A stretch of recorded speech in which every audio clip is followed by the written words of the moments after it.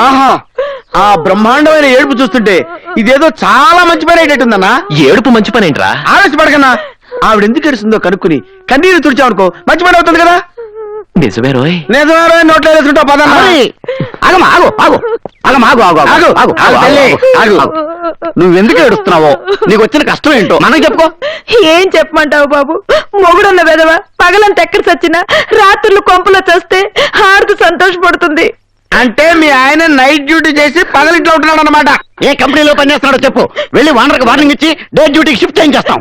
మా దొంగ సచ్చినోడు నైట్ డ్యూటీలు చేసేది కంపెనీలోనో ఫ్యాక్టరీలోనో కాదు, మరి పక్కూర్లో. అక్కడ హంస మేడని ఒకటి తగలడిందంట, అందులో చిలకలున్నాయంట. హంస మేడలో చిలకలా? ఇదేమి దూరం? చిలకలంటే రామ చిలకలు కాదు, భావ చిలకలు. ఆ చిలకలా? చీకటి పడితే చాలు చిల్లరెట్టుకొని సెంటు కొట్టుకుని వెళ్ళిపోతున్నాడు. ఆడితో పాటు పక్కింటోడు, ఎదిరింటోడు, వెనకింటోడు కూడా తగలడుతున్నాడు.